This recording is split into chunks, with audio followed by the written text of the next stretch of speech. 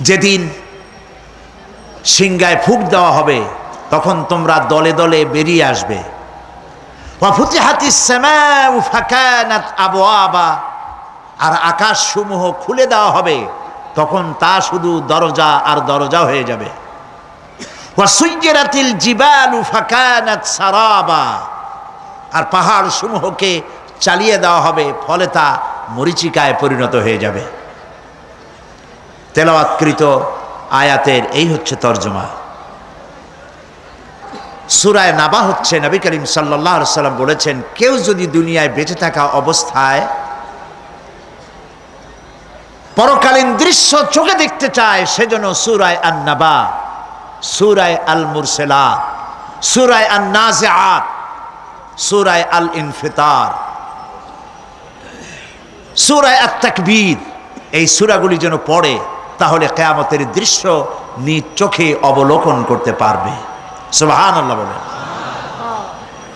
পরকালীন জীবন সম্পর্কে কোরআন যেসব যুক্তি পেশ করেছে, তা হলো আল্লাহর এসব কিছুই বিচক্ষণতার বাইরে ছিল না, লক্ষ্যহীন এবং নিরর্থক নয়।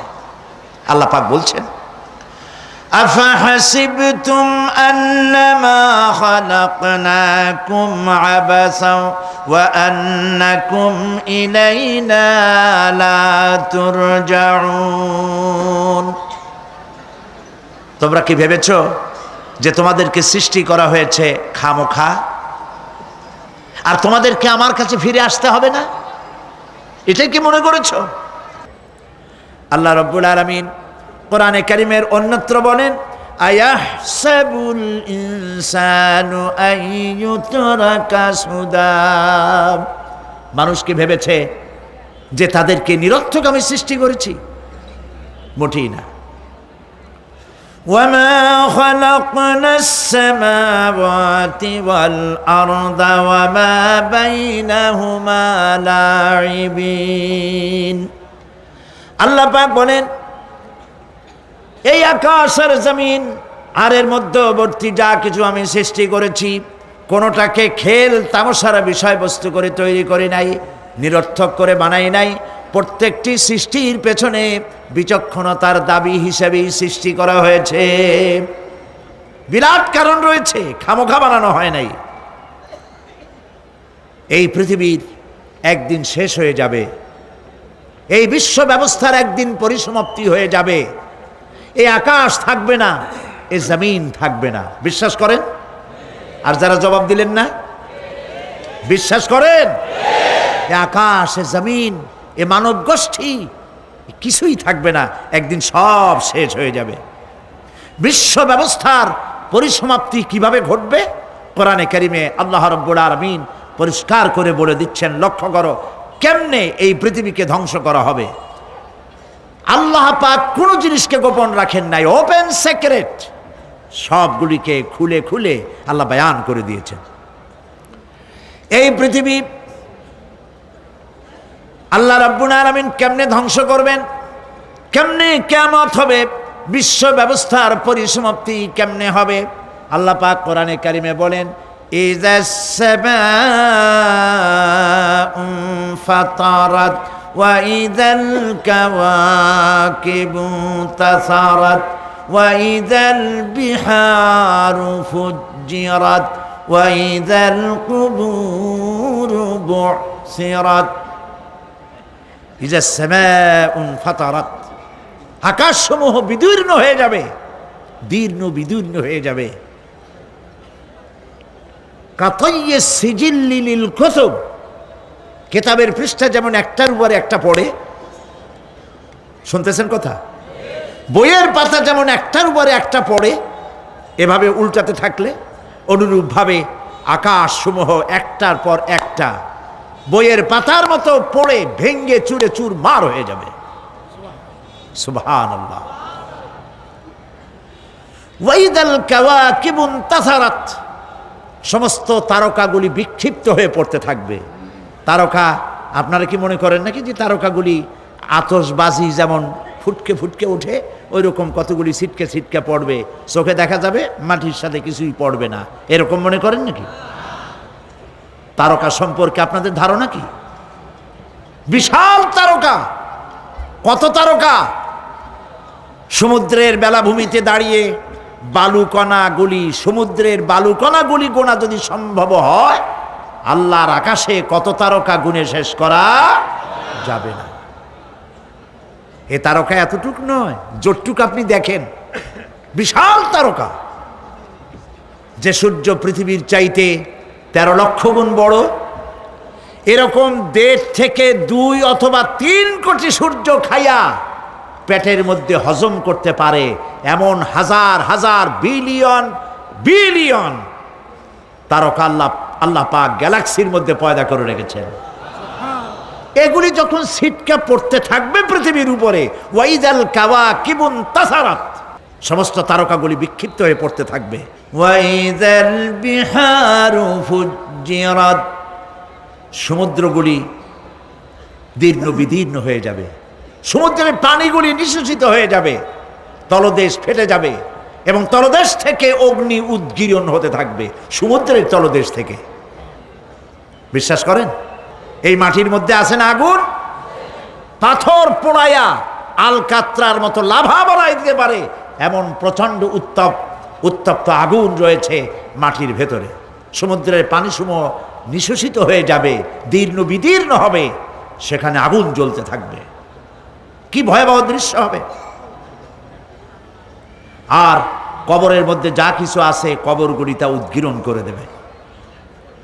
অন্য সূরার মধ্যে আল্লাহ পাক বলছেন, ইযাশ শামসু কুমিরাত ওয়া ইযান নুজুমুন কাদারাত ওয়া ইযাল জিবালু সুজ্জিরাত।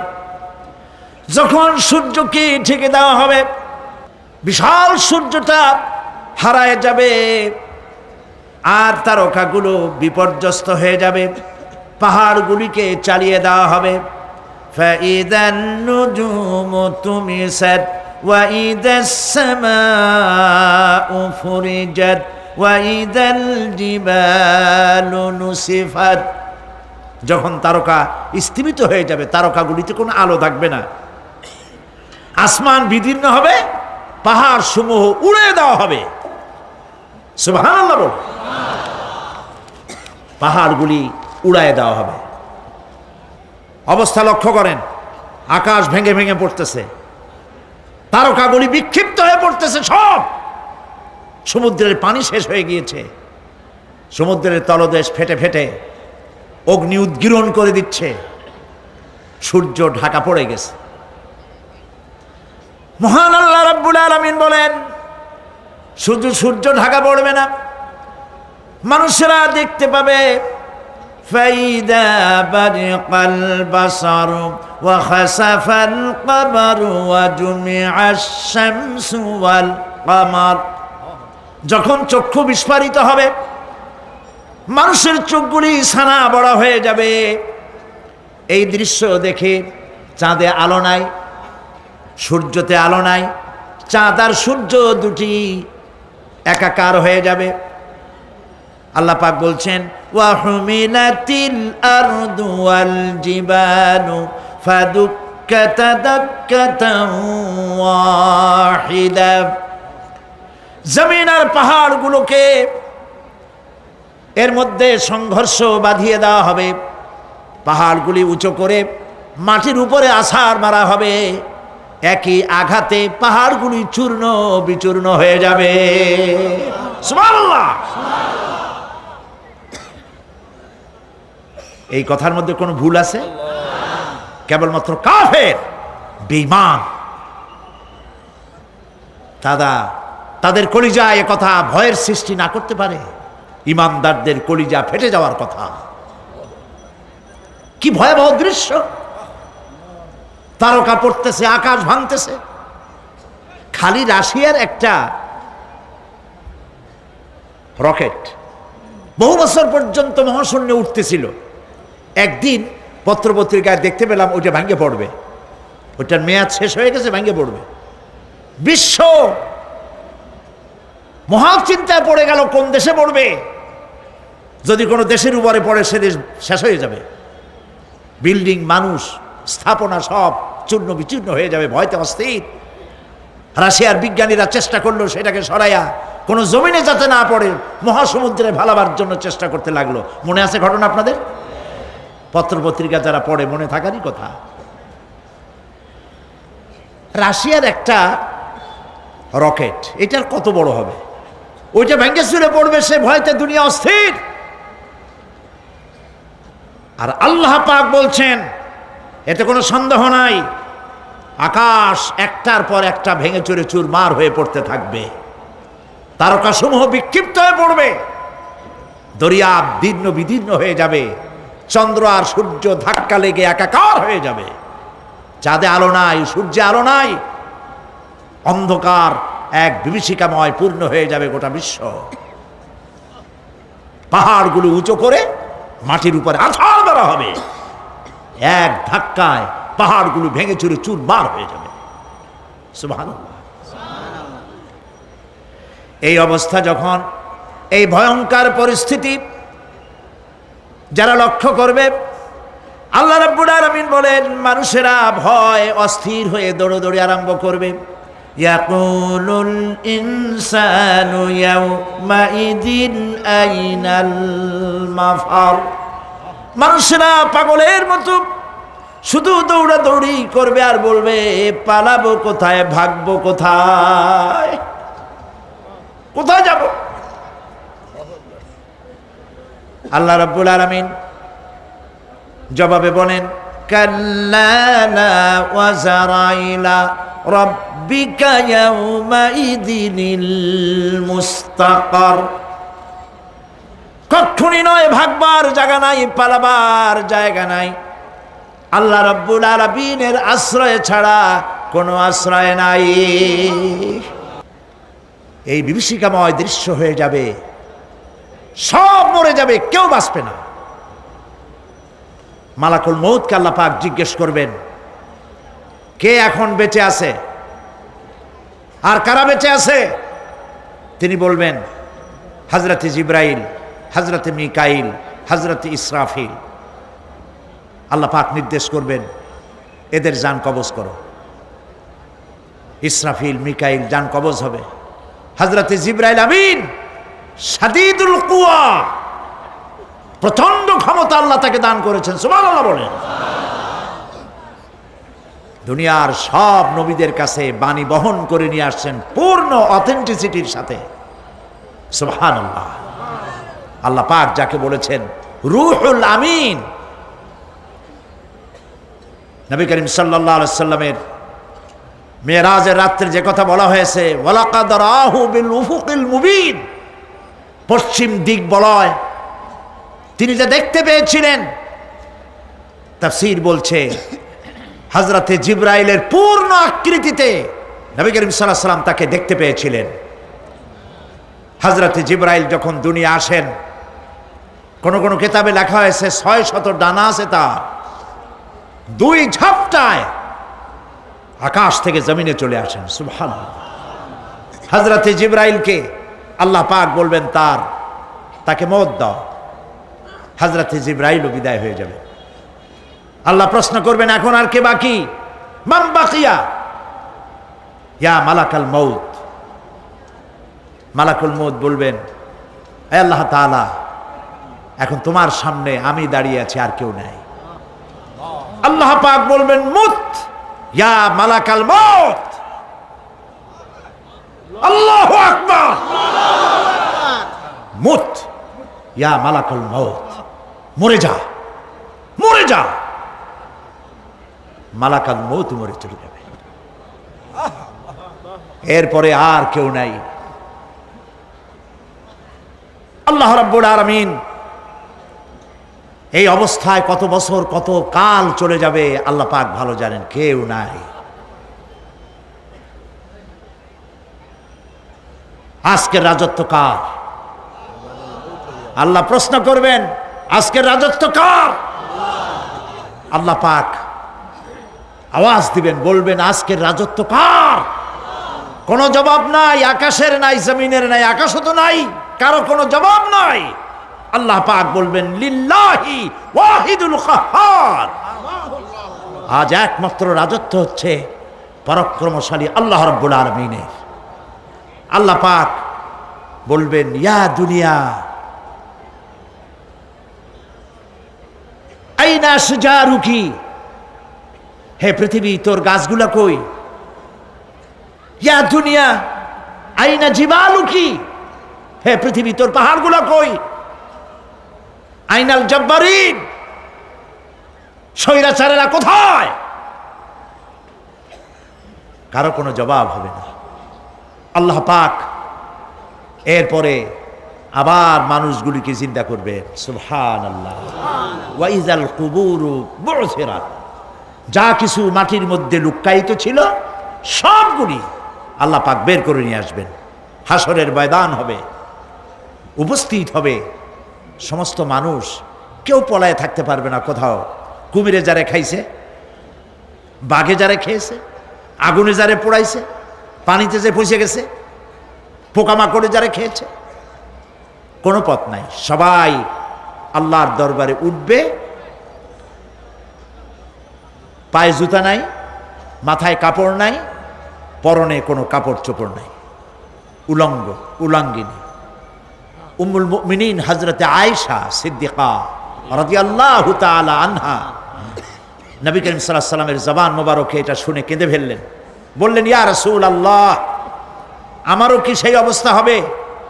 তিনি বললেন, হ্যাঁ। উম্মুল মুমিনিন বললেন, ইয়া রাসূলুল্লাহ, তখন কি আমার শরম হবে না? আল্লাহর নবী বললেন, কিয়ামতের এই বিভীষিকাময় দৃশ্য দেখে মানুষের দিকে তাকাবার কোনো হুঁশ থাকবে না। সব মানুষ উপরের দিকে তাকায় থাকবে, নিচে তাকাবার কারো কোনো ক্ষমতা থাকবে না। মানুষ অস্থির হয়ে যাবে। সেই হাসরের ময়দান, বিচারক আল্লাহ রাব্বুল আলামিন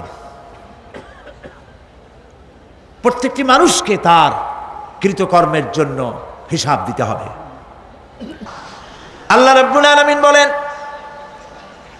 পরকালীন জীবনের ব্যবস্থাপনাটা কেমনে হবে শোনো। ইন্নাস সামআ ওয়াল বাসারা ওয়াল ফুআদা কুল্লু উলাইকা কানা আনহু মাসউলা। কিয়ামতের দিন প্রত্যেকটি মানুষকে তার শ্রবণ সম্পর্কে, তার দৃষ্টি সম্পর্কে, আর অন্তঃকরণের কল্পনা সম্পর্কে প্রত্যেকটি ব্যাপারে আল্লাহ পাক জিজ্ঞাসা করবেন। কান দিয়েছিলাম, কি শুনেছ? যা শুনছো তা আমল করেছো কিনা? আমার নিষেধ করা জিনিসগুলি শুনছো নাকি? কানের জবাব দিতে হবে। কান আল্লাহ পাক দিয়েছেন, সুবহানাল্লাহ, আল্লাহ পাক দিয়েছেন কান। এই কান দুটো যার নাই, কান আছে শুনতে পায় না, কত বড় কষ্টে আছে সে। মানুষে চিল্লায় কথা কয়, সে বুঝেই না। আছে না এমন? এই কানের সম্পর্কে প্রশ্ন করা হবে, শ্রবণ সম্পর্কে, দর্শন সম্পর্কে প্রশ্ন করা হবে। যা দেখতে নিষেধ করেছি সেগুলো দেখছো নাকি? এর শুকরিয়া আদায় করেছো নাকি? দুটি চোখ, এর শকর আদায় করা কি সম্ভব ভাই? আদায় করা সম্ভব? এই দুটি চোখ যদি না থাকতো, আমার গর্ভধারিণী মাকে দেখতে পারতাম না। এই সুন্দর চোখ দুটি যদি আল্লাহ না দিতেন, আল্লাহর এই সুন্দর সৃষ্টি দেখা থেকে বঞ্চিত হয়ে যেতাম। আল্লাহকে বলি, মনিব, হে বিশাল আকাশের মালিক, তুমি দয়া করে না চাইতে আমাদের শরীরে যা দিছো নিয়ামত, মৃত্যুর আগে ছিনায় নিও না। দুটি চোখের শকর আদায় করতে পারবো না। চোখের মধ্যে পানি আছে, কান্নার পানি না, সবসময় চোখে পানি আছে। চোখে আমরা পলক দেই না? কত কুদরত আল্লাহ পাকে। এই পৃথিবীতে দিনে রাতে অসংখ্য পলুয়েশন, রোগ জীবাণু সমানে উঠতেছে। এখন যদি মাইক্রোস্কোপ যন্ত্র এখানে থাকতো, তাহলে দেখতেন এই পরিবেশটা কত দূষিত, কত পলিউশন, কত জার। এগুলি নাকের মধ্য দিয়ে পেটে যাচ্ছে, চোখের মধ্যে ঢুকতেছে। ক্রমাগত চোখের ভিতরে ধুলাবালি ঢুকবে, আর পরিষ্কারের কোনো ব্যবস্থা যদি না করা হয় চোখের দৃষ্টি নষ্ট হয়ে যেতে পারে। এই জন্য আল্লাহ রাব্বুল আলামিন চোখের ভিতরে মেডিসিন রূপী এক প্রকারের পানি রেখেছেন, আর অটোমেটিক চোখের পাতা ওঠানামা করে প্রতি মুহূর্তে চোখকে ক্লিন করে দিতেছে। এই চোখ সম্পর্কে আল্লাহ রাব্বুল আলামিন প্রশ্ন করবেন, অন্তঃকরণ সম্পর্কে প্রশ্ন করবেন। জবাব দেওয়া সেদিন বড়ই কঠিন হয়ে যাবে। এই জন্য আল্লাহ রাব্বুল আলামিন দুনিয়াবাসীকে সতর্ক করে দিচ্ছেন। তিনি আরো বলছেন, ওয়ালাকাদ খালাকনাল ইনসানা ওয়া না'লামু মা তুওয়াসবিসু বিহি নাফসু ওয়া নাহনু আকরাবু ইলাইহি মিন হাবলিল ওয়ারিদ। মানুষ সৃষ্টি করেছি আমি, তার অন্তঃকরণে কি চিন্তা হয়, কি কল্পনা হয় তাও জানি আমি। আর আমি আমার বান্দার যেই সাহারাগের উপরে মাথাটা খাড়া আছে, এই রোগের চাইতেও আমি বান্দার বেশি নিকটে। আল্লাহ পাক গোপন রাখেন নাই, বলে দিছেন আমি কিন্তু এখানে আছি। সুবহানাল্লাহ। আচ্ছা বলেন তো আল্লাহ কোথায় আছেন? এটি একটি মুশকিলের প্রশ্ন। সাধারণত লোকেরা বলে আল্লাহ সব জায়গায় আছে। এই কথা, এই জবাব সঠিক নয়। আকীদা সাফ হতে হবে। আল্লাহ সব জায়গায় আছে এই কথা সঠিক নয়। যদি আল্লাহ সব জায়গায় থাকেন তাহলে দুনিয়ার সব জায়গা ভালো না, কিছু কিছু খারাপ আছে। তাহলে খারাপ জায়গায়ও থাকতে হয়। নাউযুবিল্লাহ বলেন। আল্লাহ কোথায় আছে এই প্রশ্ন আল্লাহরই করি। সওয়ালে মুকাদ্দারের জবাব, পৃথিবীর মানুষ আল্লাহকে প্রশ্ন করবে তুমি কোথায় আছো। রব্বুল আলামিন প্রশ্ন করার আগে জবাব দিয়ে দিয়েছেন, আর রাহমানু আলাল আরশিস ইস্তাওয়া।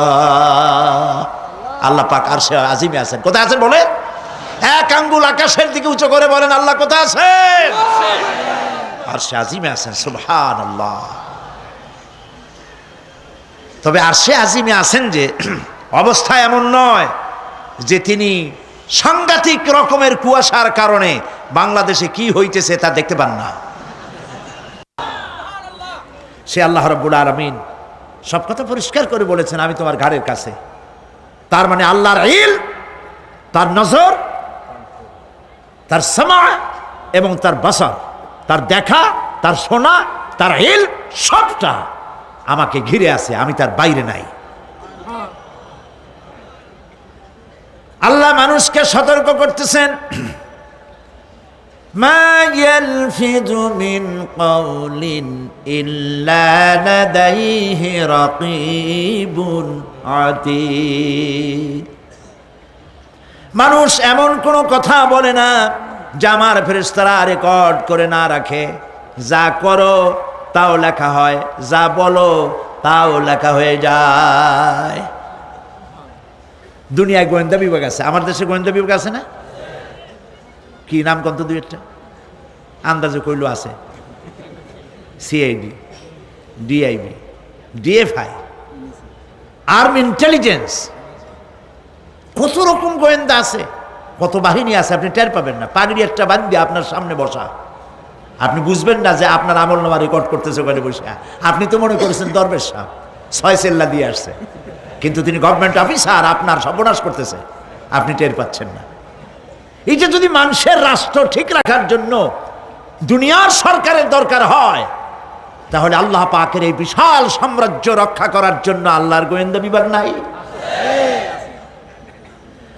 আল্লাহ রাব্বুল আলামিন তার গোয়েন্দা বিভাগ কাজ করতেছি, আমরা বিশ্বাস করি না, আমরা বুঝতে পারি না, যার জন্য অন্যায়ের মধ্যে লিপ্ত হয়ে যাই।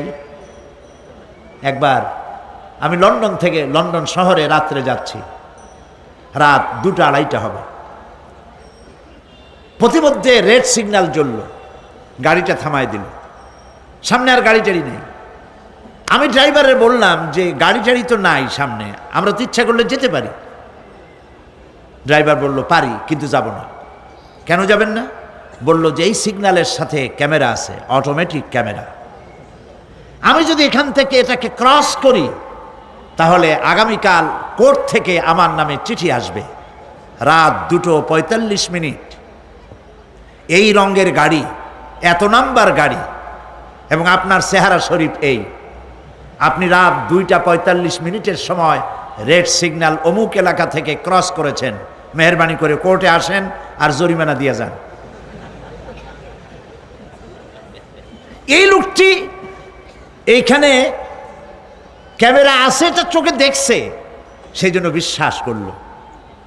কিন্তু এই ক্যামেরায় স্ন্যাপ নেওয়ার জন্য কোনো ক্যামেরাম্যান নাই, অথচ গাড়ি ক্রস করলেই, ওভার স্পিড করলেই ছবি তুলে ফেলবে। এই বুদ্ধিটা কে দিছেন? যিনি এই বুদ্ধিটা দিলেন তার কাছে এমন কোনো বুদ্ধি নাই যে আপনার আমার অনবরত অটোমেটিক ক্যামেরা দিয়ে জীবনের সব কিছু আমাদের ধরে রাখে, এরকম কোনো ক্যামেরা থাকতে পারে না। পারে কি না? পারে। কিন্তু আমাদের কপাল খারাপ। ওই যে সিগারেটের প্যাকেটে লেখা আছে সংবিধিবদ্ধ সতর্কীকরণ, ধূমপান স্বাস্থ্যের জন্য ক্ষতিকর। প্যাকেটে লেখা আছে, হাতের মুঠায় ধরিয়া সিগারেট ধরে টান মারিয়া উপরে ফু দিয়া তাকায় দেখে ফু যায় কদ্দূর। ওইখানে ক্যামেরার সাথে কোনো মানুষ নাই, ক্যামেরা আছে তাই বিশ্বাস করে, কিন্তু আল্লাহর ক্যামেরাগুলি চোখে দেখে না। ওখানে যেমন রেড বর্ডার আছে, আল্লাহ রাব্বুল আলামিন জীবনের প্রত্যেকটি মোড়ে মোড়ে রেড বর্ডার লাগায় দিয়েছেন। জেনা করো না, একটি রেড সিগন্যাল। মদ পান করো না, আরেকটি রেড সিগন্যাল। মিথ্যা কথা বলো না, আরেকটি রেড সিগন্যাল। অহংকার করো না, আরেকটি রেড সিগন্যাল। বউকে বেপর্দা করো না, আরেকটি রেড সিগন্যাল। সুদ খেও না, ঘুষ খেও না, আরেকটি রেড সিগন্যাল। অসংখ্য রেড সিগন্যাল দিয়ে আল্লাহ পাক বলছেন তিলকা হুদুদুল্লাহ, এই হচ্ছে আল্লাহর বর্ডার, ফালা তাতাদুহা, অতএব আল্লাহর বর্ডারকে ক্রস করো না। কে নিষেধ করেছেন? কে নিষেধ করেছেন? মানুষেরা বিশ্বাস করে না। আল্লাহ রাব্বুল আলামিন কোরআনে কারীমের মধ্যে বলছেন ইয়ালামু খায়িনাতাল আ'য়ুনি ওয়া মা তুখফিস সুদূর। তোমার কথাগুলি রেকর্ড হয়, তোমার কাজগুলি রেকর্ড হয়, এমনকি তোমার মনের ভিতরে যে কল্পনা হয় সেগুলো রেকর্ড হয়। আর চোখে কি লুকোচুরি খেলে আল্লাহ তাও জানতে পারে। সানগ্লাস পরে চোখের ফাঁক দিয়া কারে দেখো, কেউ টের পায় না। টের পায় কে? জোরে বলেন আল্লাহ পাক। মহান আল্লাহ রাব্বুল আলামিন বলেন কোন গুনার কাজ করে, কোন সামান্যতম গুনার কাজ করেও এড়াতে পারবে না, এবং সামান্যতম ভালো কাজ করলেও তাতে পুরস্কার থেকে মাহরুম হবে না। আল্লাহ পাক বলেন ওয়া ইন কানা মিসকালা হাববাতিন মিন খারদালিন আতাইনা বিহা ওয়া কাফা বিনা হাসিবিন। একটি সরিষা পরিমাণ আমলকেও আল্লাহ পাক কিয়ামতে হাজির করবেন। হিসাব নেওয়ার জন্য আল্লাহ পাক বলেন আমি যথেষ্ট। সুবহানাল্লাহ বলেন। হিসাব নেওয়ার জন্য আল্লাহ পাক যথেষ্ট। হযরত ওমর রাদিয়াল্লাহু তাআলা আনহু আমিরুল মুমিনিন, খলিফাতুল মুসলিমিন হযরত ওমর ইবনুল খাত্তাব বলেন রাদিয়াল্লাহু তাআলা আনহু। সুবহানাল্লাহ। কোথা থেকে আল্লাহ কোথায় নিয়ে গেছেন? নবীর হত্যা করতে আসছিলেন, আর আল্লাহ তারে কোথায় নিয়ে গেছেন? সুবহানাল্লাহ। নবীজি বলেছেন লা নবিয়্যা বাদি ওয়ালা রাসূলা, আমার পরে নবীও হবে না, রাসূল হবে না। যদি কেউ নবী বা রাসূল হইতো, কে হইতো? ওমরে আল্লাহ নবী বানাই দিতেন। সুবহানাল্লাহ। সেই ওমরের কতটুকু জানি আমরা? অনেক কিছুই জানি না। হযরত ওমর রাদিয়াল্লাহু তাআলা আনহু অন্ধকার রাত্রে একদিকে যাচ্ছিলেন, পেছনে কিছু লোক ছিল। হঠাৎ করে তিনি প্রশ্ন করলেন, আচ্ছা তোমাদের মধ্যে কেউ কি বলতে পারো কোরআনে কারীমের মধ্যে সব থেকে হতাশাব্যঞ্জক আয়াত কোনটি? অন্ধকারের ভেতরে একজনে জবাব দিলেন, ফামান ইয়ামাল মিসকালা যাররাতিন খায়রান ইয়ারাহ ওয়া মান ইয়ামাল মিসকালা যাররাতিন শাররান ইয়ারাহ। এর অর্থ হলো, যদি কেউ যার্রা পরিমাণ, সরিষা পরিমাণ ভালো কাজ করে কিয়ামতে সেটা দেখতে পাবে, আর যদি সামান্য সরিষা পরিমাণ গুনার কাজও করে, খারাপ কাজ করে, সেটা দেখতে পাবে। এই আয়াতটি যখন নাজিল হয়, এই সূরা যখন নাজিল হয়, হযরতে আবু সাঈদ খুদরি রাদিয়াল্লাহু তাআলা আনহু তিনি রাসূলুল্লাহকে প্রশ্ন করলেন, ইয়া রাসূলুল্লাহ, আল্লাহ যে আয়াত নাজিল করলেন, কিয়ামতের দিন আমি কি আমার এমনকি ছোট্ট পাপও কি দেখতে পাবো? আল্লাহর নবী বললেন, আল্লাহ বলেছেন অবশ্যই দেখতে পাবা। হযরত আবু সাঈদ খুদরি রাদিয়াল্লাহু তাআলা আনহু চিৎকার করে কেঁদে উঠলেন, বললেন, তাহলে তো আমি মরেই যাব। আমার ছোট্ট পাপটাও যদি আমি দেখি কিয়ামতে, আমি তো মরে যাব।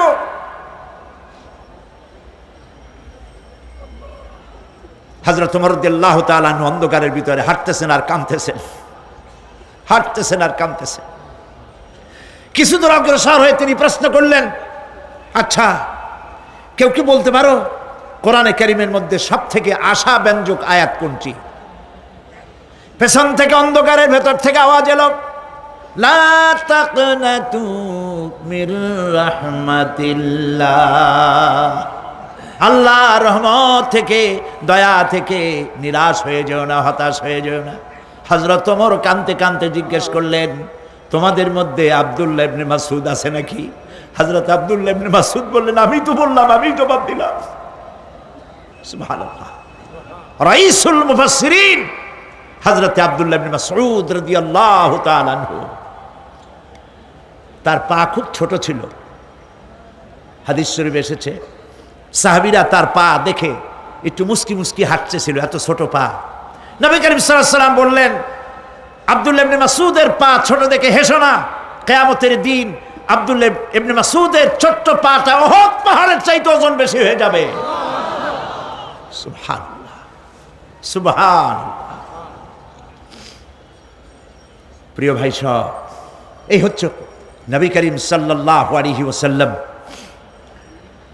তিনি মানুষের সামনে এসব কথাগুলি পরিষ্কার করে বলে দিয়েছেন। সেদিন কোনো উপায় থাকবে না, সেই কিয়ামতের মাঠ। واتقوا يوما لا تجزي نفس عن نفس شيئا